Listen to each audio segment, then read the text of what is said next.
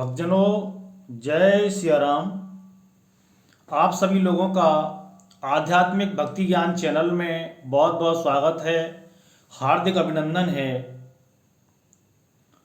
आप सभी लोग आध्यात्मिक भक्ति ज्ञान चैनल के माध्यम से श्री राम कथा का श्रवण कर रहे हैं और राम कथा में आपने पिछले वीडियो में देखा सुना, भगवान ने सभी देवताओं को धीरज बंधाया है, धैर्य बंधाया है, धरती को धैर्य बंधाया है कि मैं बहुत जल्दी ही मनुष्य अवतार लूँगा, राजा दशरथ के यहाँ बहुत जल्दी ही मैं अवतार लूँगा। आज इस वीडियो में आप देखेंगे राजा दशरथ का पुत्रष्टि यज्ञ करना और रानियों का गर्भवती होना। तुलसीदास जी लिखते हैं, गिरि कानन जहाँ तहाँ भरी पूरी, रहे निज निज अनेक रचिरूरी। यह सब रोचिर चरित में भाषा, अब सो सुनहु जो बीच ही राखा। भोलेनाथ कहते हैं, हे पार्वती जी, वो सभी देवता लोग ब्रह्मा जी का आदेश पाकर के धरती पर आ गए और बड़े बलवान हैं और भगवान के आने की प्रतीक्षा करने लगे। अब मैं आपसे वो चरित्र कहता हूँ जो बीच में छूट गया है, वो बीच में रह गया है, वो चरित्र सुनो। अवधपुरी रघुकुल मन राऊ, वेद विदित तेहि दशरथ नाऊ। धर्म धुरंधर गुण निधि ज्ञानी, हृदय भगतिवति सारंग पानी। अवधपुरी में रघुकुल शिरोमणि राजा दशरथ राज करते हैं और बड़े ही धर्म धुरंधर हैं, धर्म के मानने वाले हैं और उनके हृदय में सारंग धनुष धारण करने वाले भगवान की भक्ति विराजमान रहती है। भगवान की भक्ति में ही हमेशा उनकी बुद्धि लगी रहती है और बड़े धर्म को मानने वाले राजा हैं।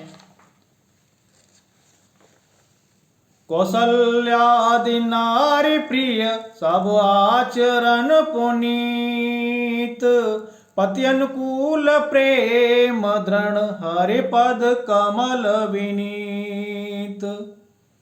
उनकी कौशल्या आदि प्रिय रानियां सभी पवित्र आचरण करने वाली हैं, बड़ी विनीत हैं और पति के अनुकूल चलने वाली हैं और उनका श्री हरि के चरणों में, भगवान के श्री चरणों में उनका भी बड़ा दृढ़ प्रेम था।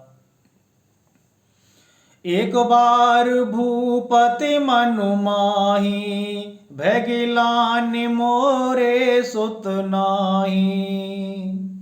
गुरु गृह गयउ तुरत महिपाला, चरण लाग कर विनय विशाला।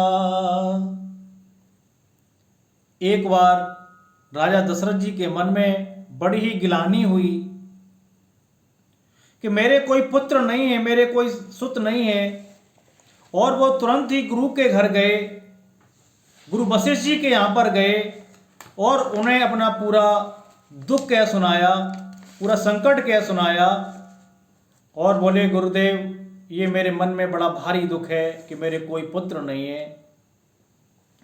गुरु वशिष्ठ जी उन्हें समझाते हैं, राजा से कहते हैं, निज दुख सुख सब गुरु ही सुनायो, कई वशिष्ठ बहु विधि समझायो।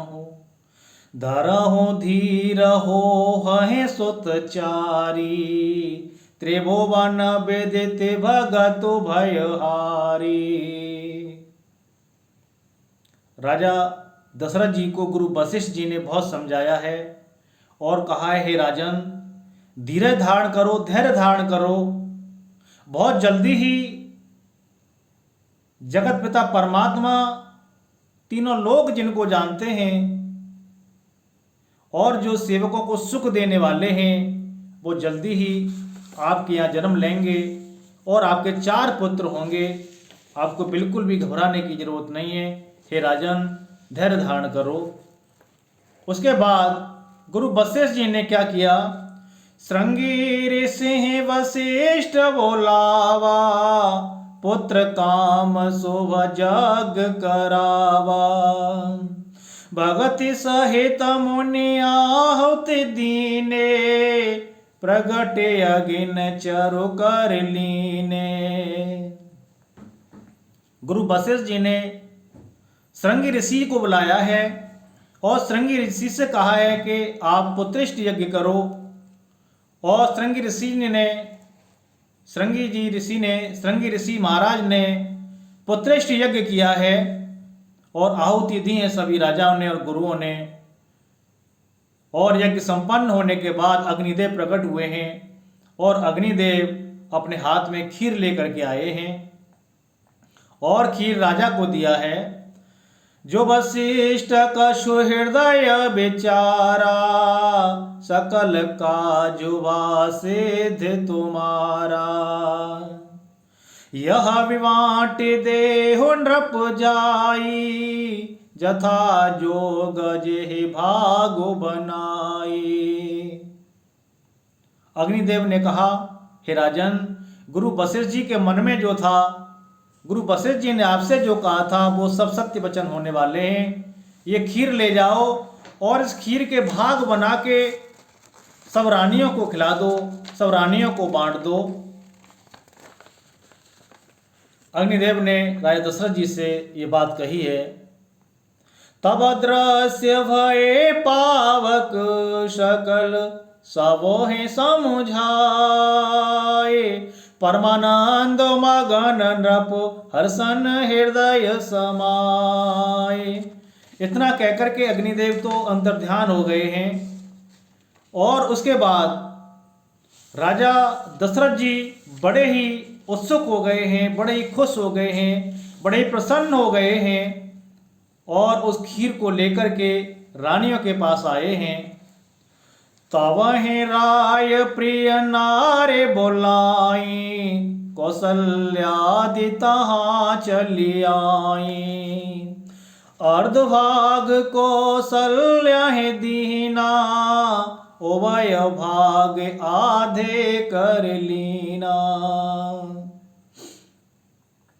खीर को लाकर के राजा दशरथ जी ने सभी रानियों को बुलाया है और राजा का आदेश पाकर के सभी रानियां राजा के पास आई हैं और राजा ने उस खीर का आधा भाग कौशल्या जी को दे दिया है,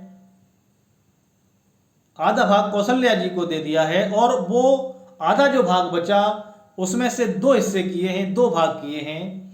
कैकई कह नृप सो दयऊ, रयो सो ओवग भाग पुण्य भयऊ।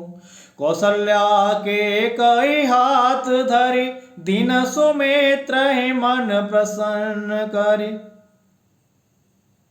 आधा भाग कौशल्या को दे दिया, आधा जो भाग बचा उसमें से दो भाग किए हैं। एक भाग कैकई को दे दिया है, बाकी जो एक भाग बचा फिर उसमें से दो हिस्से किए हैं और दोनों हिस्सों को कौशल्या और कैकई के हाथ में रख दिया है। आशीर्वाद स्वरूप उन दोनों ने सुमित्रा जी को दो हिस्से दे दिए हैं। इस तरह से राजा ने उनके अलग अलग खीर के हिस्से किए हैं।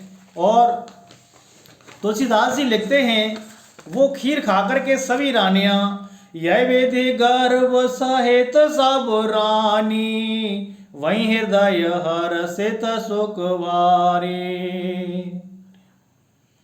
यह विधि गर्भ सहित सब नारी, वहीं हृदय हर्षित सुखवारी।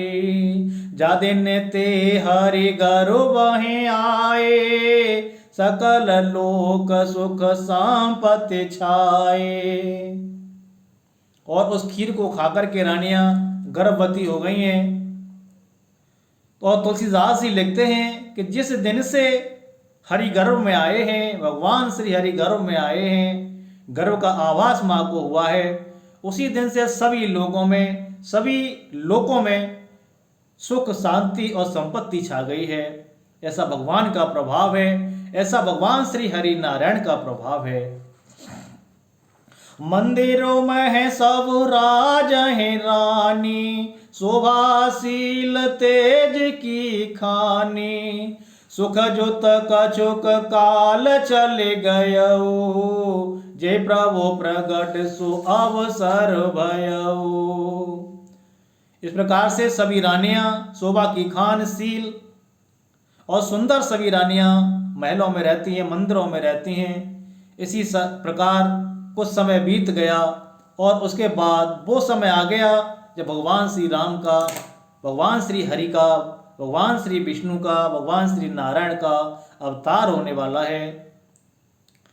तो भक्तजनों, आज की वीडियो को हम यहीं विराम देते हैं। आगे वाले वीडियो में आप जरूर देखेंगे भगवान श्री राम का जन्म, आप सुनेंगे भगवान श्री नारायण हरि विष्णु का साक्षात ब्रह्म परमेश्वर का अवतार।